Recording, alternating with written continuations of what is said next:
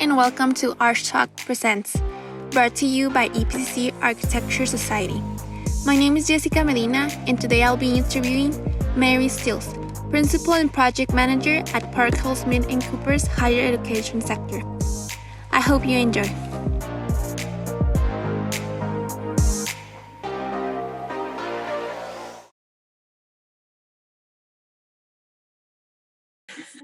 Okay, so would you talk first about your job and other jobs you had and your school you went to and stuff like that? Sure. So I went to the University of New Mexico. It's in Albuquerque. It was in the early 90s when I graduated with a bachelor's in architecture. It's a really, really great school. It's a little bit more art focused as opposed to being more technical focused. They have a really great program though. And after I graduated from UNM, I started working in El Paso. I moved back to El Paso, and I started working at a small firm, and it was actually a structural firm. One of the things that I found a little bit challenging when I graduated college is that during that time, the curriculum at school didn't really provide for you to learn CAD classes, BIM classes, and BIM back there, it was CAD. And if you wanted to take like continuing ed type classes, you could, but it really just was not part of the curriculum. So essentially when you graduated, you didn't really have those skill sets to be able to work at a firm and start producing work. So I did start working for a structural firm that took a chance on me while I was taking some continuing education classes after I had graduated and gotten my associates. And because they knew that I was already, working on CAD, they hired me and I started working for them for just a few months. And it was a really huge learning experience, even though I did small details and just checked some drawings and worked on really small things, but it was really, really valuable. When I was working there, I was very lucky to, know a few other firms that were looking for people. So it just opened some doors, the fact that I knew AutoCAD. And so I did get hired by Foster, Henry, and Thorpe, a firm that is now retired. I only worked with them for about 1.5 years and they were about to retire. So I learned a lot there, worked on some projects that were very interesting. There were I think supermarket conversions and things like that. It was a few small projects, I think at Fort Bliss, very unique type things. But because they were going to close their doors, I moved over to another firm, which I believe still exists. It's S Architects, Circuit McComb Suchet. And I stayed with them for a little while as well, learned a lot there about K-12 work and projects. I worked on several kitchen renovations and library renovations and things like that for some of the El Paso districts and the Socorro districts. And then shortly after that, I knew that their work was kind of slow. And then of course you don't want to be at a place where you're not being that challenged. So I started looking and I found a great opportunity at Mornardale Kroger. When I started working with them, they really took a chance on me and I started doing all types of projects. So I was with them for about 10 years. And the 3 gentlemen that were the principals at that time really were very different in their business aspects. So Mr. Moore was really more the marketing director. He was the more that was really in charge of the business. And then Mr. Nordell was doing a lot of their construction administration, and Rod Kroger was the one that was a little more technical savvy and would work with us with production and design. So just the experience that the 3 had in those different areas, I felt really like I learned a lot from them. It was a really good experience. And then I went for another firm for a little bit, and And then after that, I started working at Parkhill, Smith and Cooper. And I tell a lot of people now that I am with Parkhill, Smith and Cooper. I've been with them 13 years already. I think a week ago was my 13th year anniversary of being there with them, or being here with them. And I tell a lot of people, you know, as an intern, you want to make sure that you land in at the right firm, because you want to learn a lot, right? You want to be exposed to very different things. So in some regards, I've had a very interesting career, but I kind of wish I would have gone from school directly to Parkhill, Smith and Cooper. Learned so much. They give you so much opportunities. There are firms that either don't want you to know some stuff regarding financials and their business plans and all that stuff. And what I really like about Parkhill is that people are interested and they want to learn and they want to contribute. It's like an open book, right? You want to learn about your project. You want to know how it's profiting.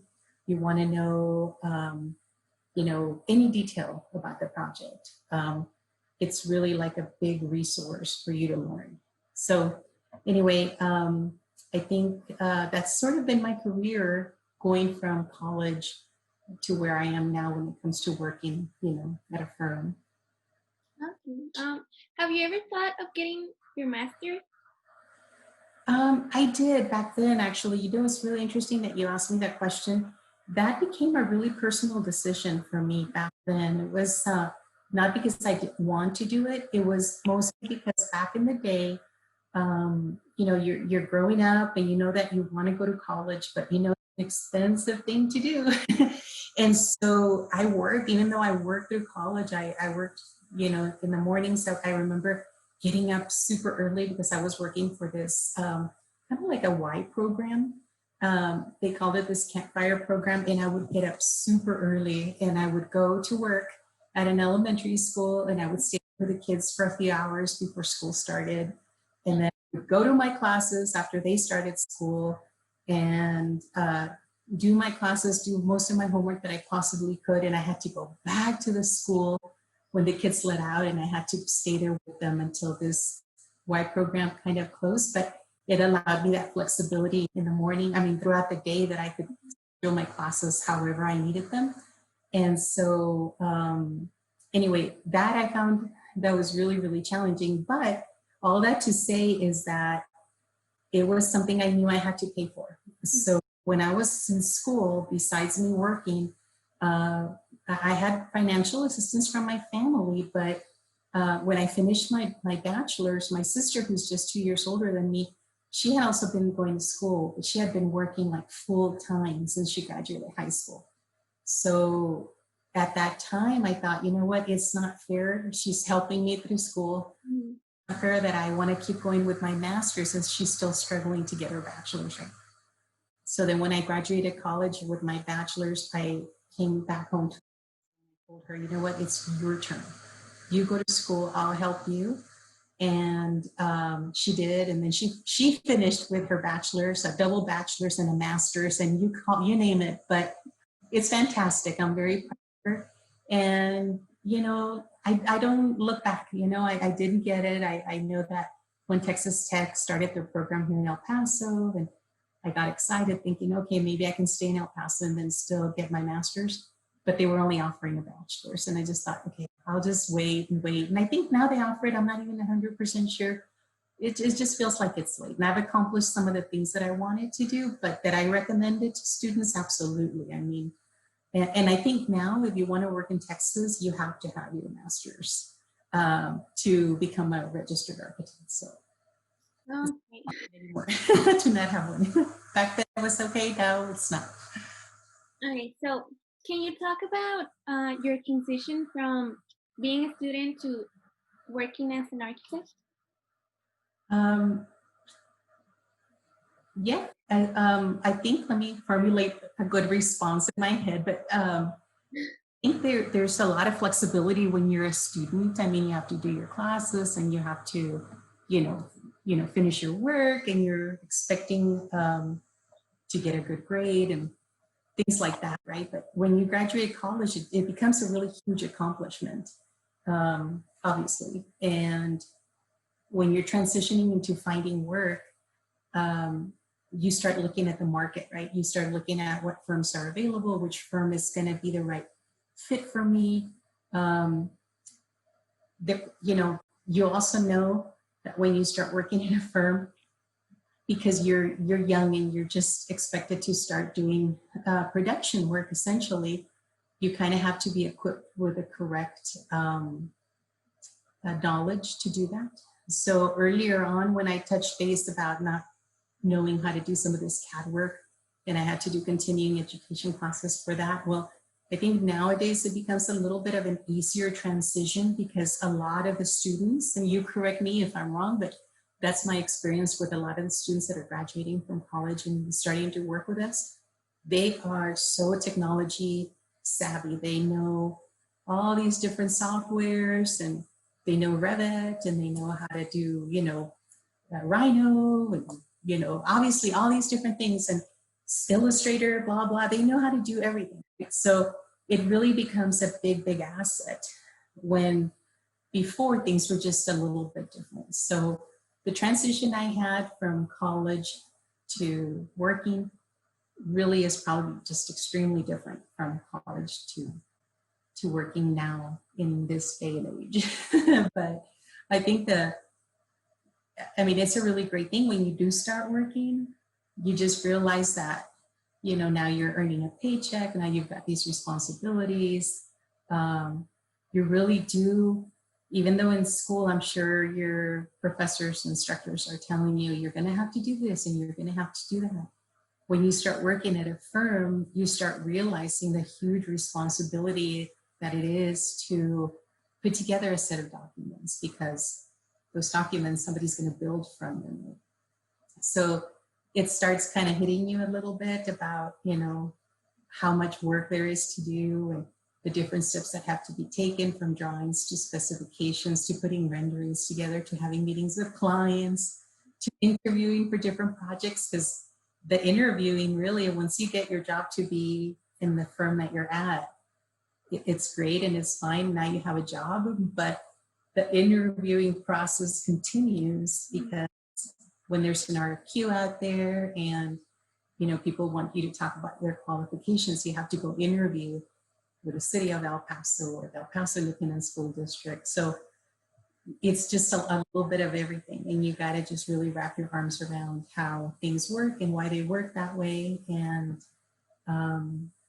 but anyway, I hope I answered your question about the transition, and I might have given you a little extra information, but yeah, it's easier now. It's easier now than it was before, I think.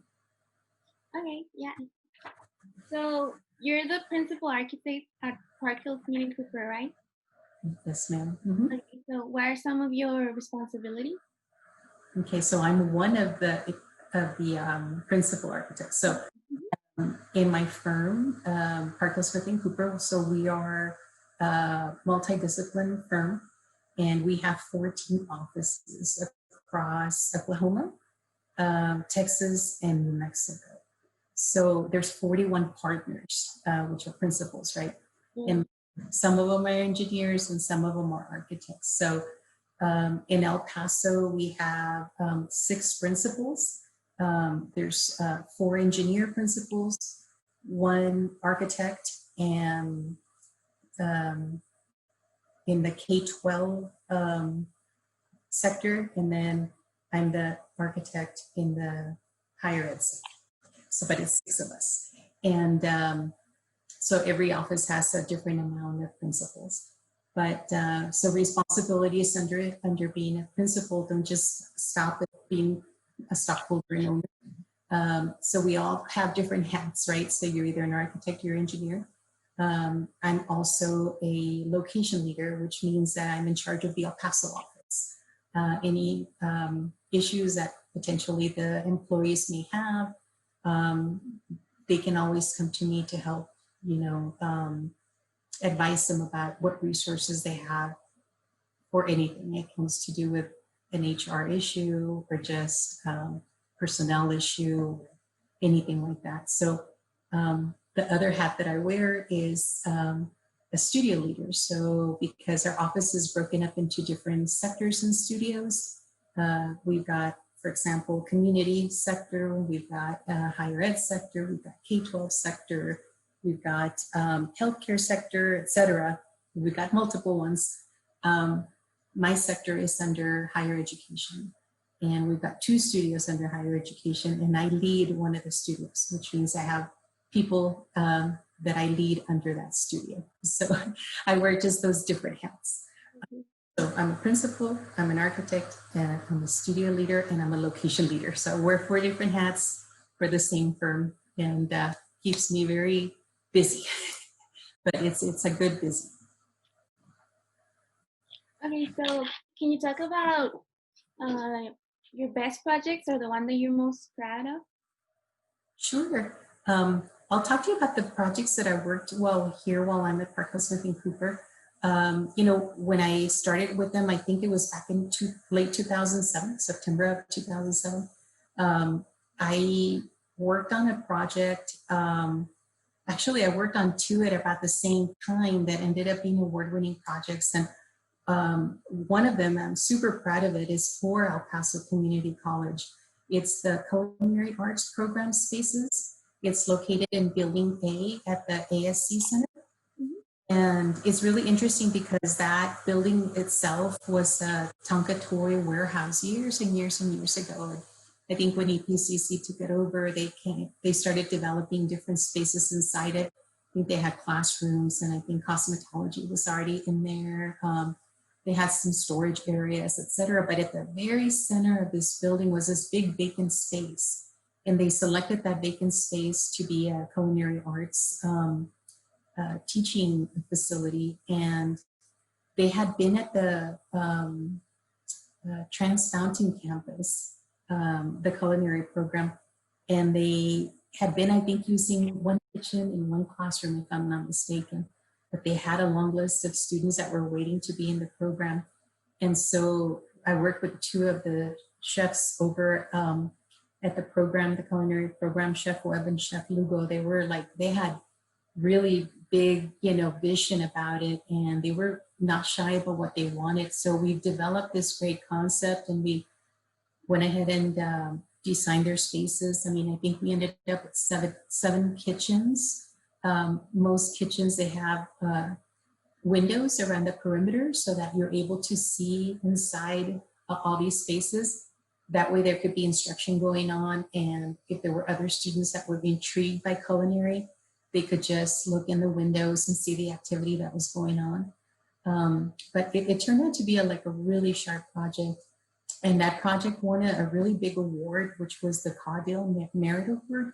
It was given by TASA TASPE, is the Texas Association of School Administrators. And I remember just thinking, wow, it was just a really big honor to get that award. I mean, I had just been with PSC for just a few years, but in that space now, again, it's like 12, 13 years old already, and you go visit it and it looks amazing. So it's really great to see that they've had good success with that project.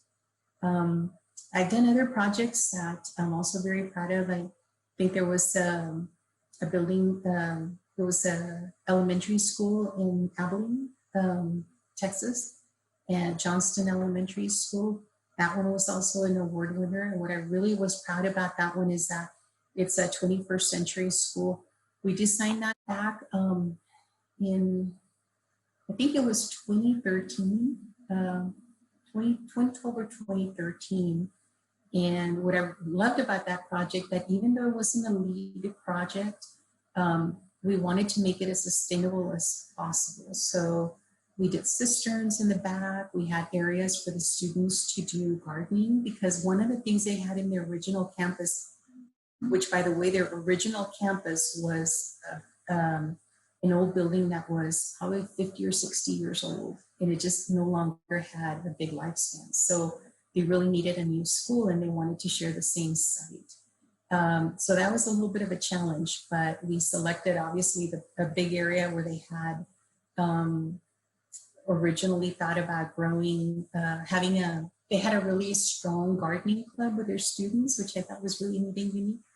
So we started the design, and we selected a big area that was kind of north to where their existing campus was.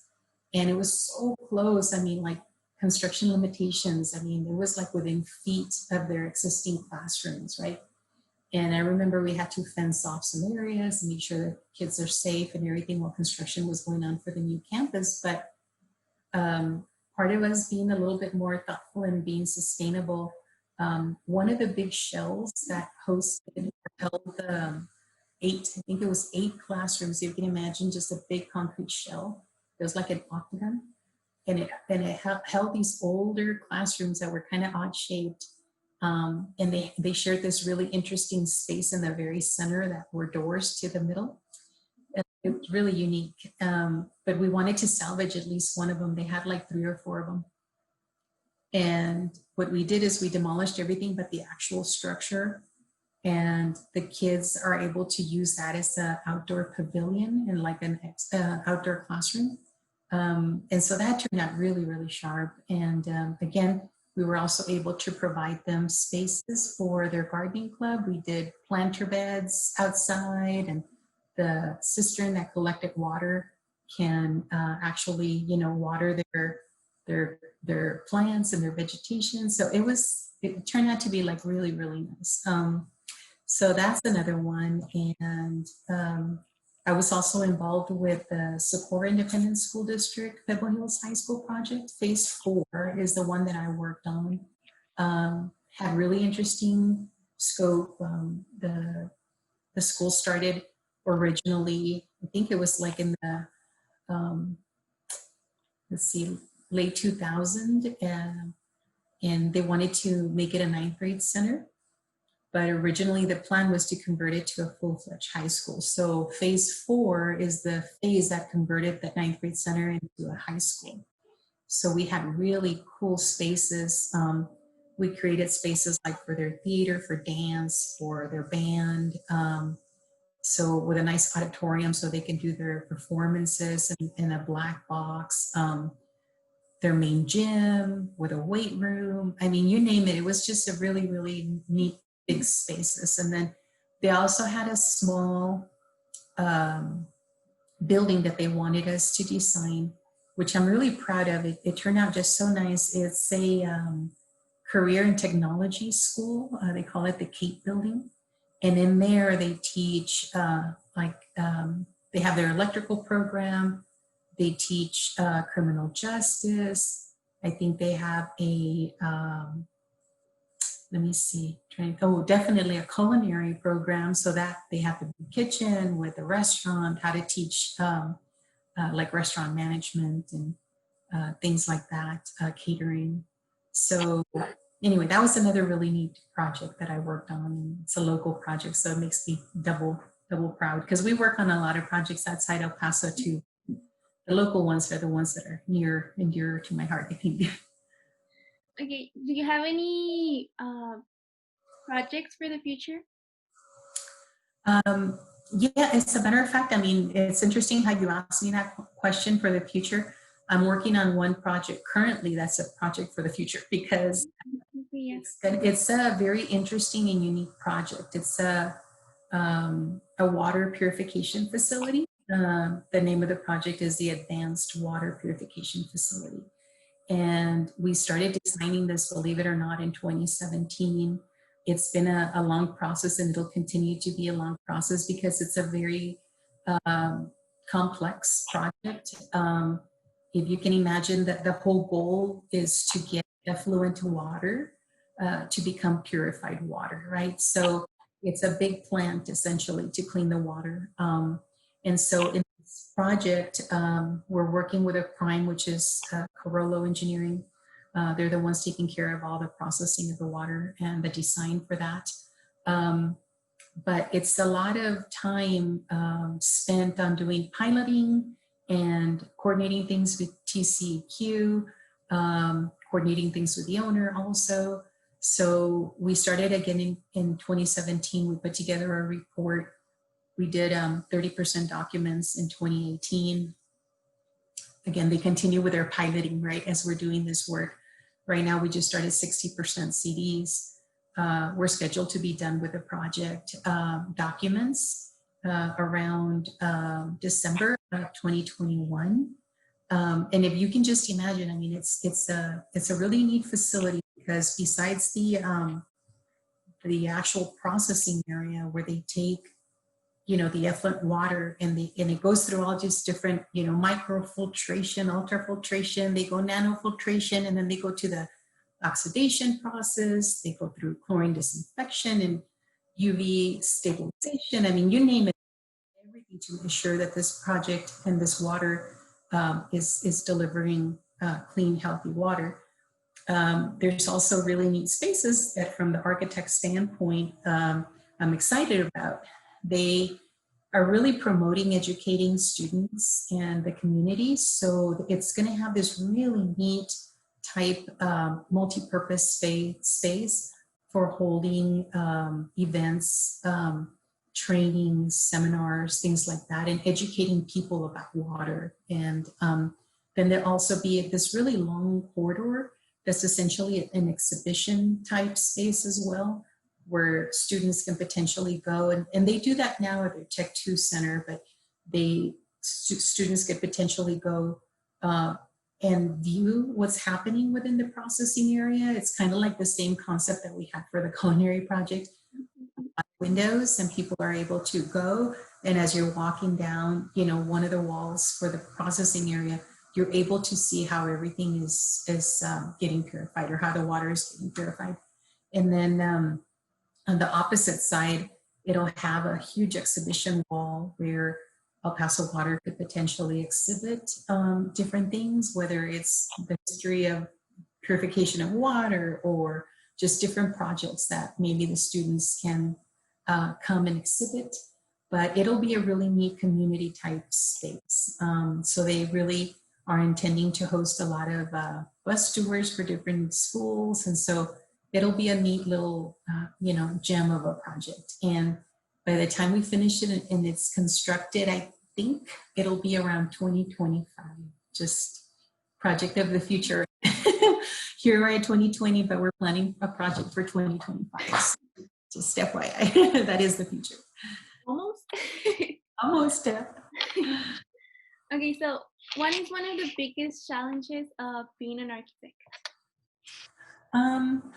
You know, architects, we face a lot of challenges. I always keep telling people that architects have to know a little bit about a lot of things. And so as, I don't know, different markets get developed with the materials and equipment, there's a lot of continuing education that you have to do. It's kind of constant. You graduate school, it doesn't mean that that's the end of you learning. It's like just really the beginning, because you know, you got to understand about roofing and wall systems and, you know, envelope systems. And, you know, because you are the architect, you have to understand mechanical and electrical and structural. And so all these different things are items and subjects, I guess, that you have to keep up with, right? And so I'm very lucky. I work with a firm that has all these different resources in-house, which essentially is, you know, structural, electrical, mechanical, interiors, landscape architecture, all kinds of engineers. So for me, it's like a great opportunity to have resources at my fingertips whenever I have questions about anything. But essentially the biggest challenge, to answer your question kind of in a nutshell, is just the fact that you have to be ready to keep learning and just kind of developing yourself, and not be too stuck in the way you do one thing, because it's an ever-changing profession, really. Yeah. So have you ever experienced any challenges because you're a woman?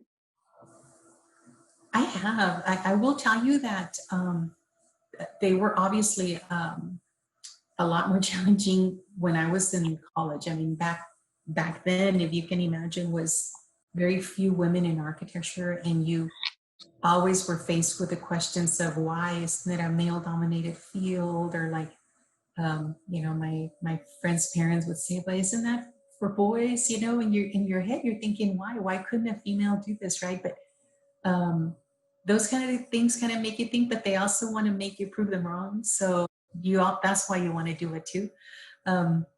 but yeah, as a female, when I started working, I think it didn't help too much. I was really, really young when I graduated high school, and I mean college, I'm sorry.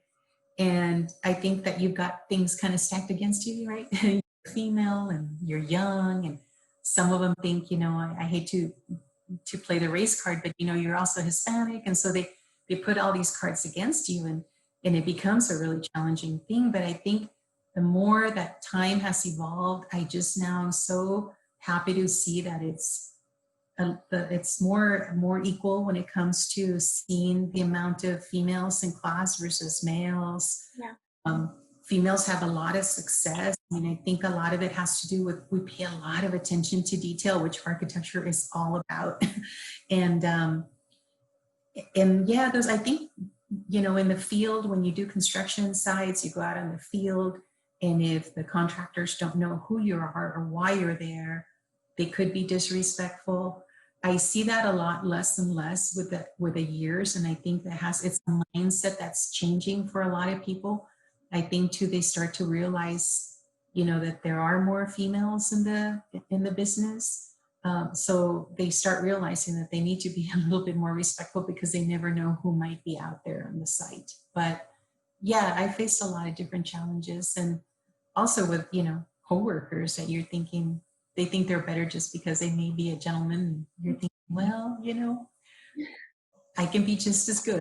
So you just don't let a lot of those things, you know, stop you from your goals. But yeah, we face challenges. It's eventually going to happen. You hope it won't, but it happens. Okay. What is something you look for when you hire architects? You know that it just differs on positions that we might be looking for. So if it's somebody that's new out of college versus somebody that might have had 10 years of experience or more, what have you, I think my questions to them differ in that regard. But when it comes to like the younger architects and just, you know, starting their career, I just really want to understand what their goals are for their profession. Because, you know, if you're going to start working and you are really more focused on, oh, I'm going to make this amount of money and I need to pay for my school and I need a new car, and you come to tell me all these things during an interview, I mean, I know that that's happening. That's a fact, right? We all have our responsibilities, but when you're in an interview, and I tell you this because I've heard it during interviews, right? but the real candidates to me are the ones that come in asking questions about how they feel they're going to improve our built environment, right? I have a passion for museums. I really love social spaces, and I want to develop more areas where people congregate. I want to do this type of architecture. I've got a passion for ecclesiastical projects. There's just different things. And when the candidate starts talking about architecture, the things that they loved about college, what they're good at, they show a strong portfolio and they tell us, you know, I really enjoyed this class and this is why. You start seeing the passion that they have for architecture, and I think that says a lot about who they are. And then for other candidates that might be coming in with a little bit more experience, I mean, it's similar, right? You want to know what they worked on. You want to know what they've developed a passion for, because when you start working, you might really say, you know what, I really like K through 12. I want to work on schools for a long time. This is what I really am passionate about. But somebody else might not be, you know, I want to work on this other type of project. And there's so many options out there really that, you know, it's kind of like until you really find your niche, you know, the candidates are going to start telling us what their passions are about. And, you know, that's when you know if they have truly valid that you need to be a part of the firm. But those are it. I mean, just a passion for what you're doing. Okay, that's good to know. Lastly, do you have any advice for architecture students? I do. I think that the best advice that I could give you, and maybe there's a couple of things. But the first one is to just keep trying and not give up. I know that it can be challenging. I know that there's just different things when it comes to either long hours, or maybe something can be a little expensive, or maybe you get those people that are saying you can't do it. I mean, there's so many different things that could be a challenge. And I just say to just do this one day at a time. Don't plan too far ahead, because before you know it, if you do things one day at a time, before you know it, you'll look back and you say, I did it, right? So just the other piece of advice for me is to find really good mentors. It could be one person or a few people, but those are the people that are going to help pull you up. They're going to give you great advice. They're the people that are really going to look out for you. Feel like you can really count on them, even on the days that you're feeling just a little bit down, and they'll tell you how to make things better. I find that every place that I've worked at, I tend to learn something from somebody. So I owe all my mentors a lot. I think the firm that I'm at now, there's a lot of, I mean, I think it's over 450 people now, but when I started working for Parkhill, Smith & Cooper back in 2017, not 2017, 2007,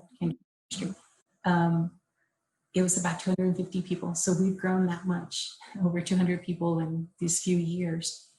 But throughout the years, I just find that for different projects, you find a mentor, even though I'm already registered, even though I may already be a principal, but you find those people that you really look up to, and they just keep you moving and motivated. And I think at every stage of your life, whether you're a student or you're an emerging professional or you're already a registered architect, there's always someone to look up to, and you want to be like them, right? For me, and here at PSC, there's this gentleman, and you can look him up after this. His name is Dan Hart. He's a fellow architect at the AIA. And I don't know if you've heard of him before, but he's our vice president of architecture at the firm. And I've known him since when I started working. I think he started leading, a little shortly after I joined the firm, he started leading my higher ed sector. And then he became the director of architecture. He's also super involved with the AIA. Right now, he's running for the president of the national AIA. He does a lot for our communities. He's just like such a well-rounded individual. And he's been my mentor. He's the one who has seen something in me to just invest a little bit in me, and has helped me grow and asked me to be in the positions of studio leader, asked me to be in the position of location leader. And he's one of the gentlemen that helped elevate me to be a principal. So you have to be thankful for people like that in your life, because he didn't have to do that. You know what I mean? There's so many people in the firm, but then there's something that they see in you. They see your hard work, and they see, you know, that you really want something, and they help you. And so find good mentors. I think that is the absolute key to, you know, being really successful. So. Okay, those were all the questions. Is there something else you would like to add? Well, I'm appreciative of your time and you wanting to interview me. And I wanted to just say thank you to you, Jessica, and to Mr. Moreno to giving me this opportunity. And I hope I helped a little bit. I hope that if I inspired at least one or two students to stay in this field, it's worthwhile. It's challenging, but it's a very rewarding. I always tell people that it's extremely rewarding. Every day is different. You get to work on so many different projects, and it's a lot of fun to do that. You get to meet a lot of different people, and, you know, learn about too many different things. So if you're about change and, you know, wanting to do things that are not repetitive every day, a really great field to be in. Well, yeah, it was really helpful. Thank you for doing this. You're so welcome. All right. Okay, well, Yeah. All right, thank you. bye.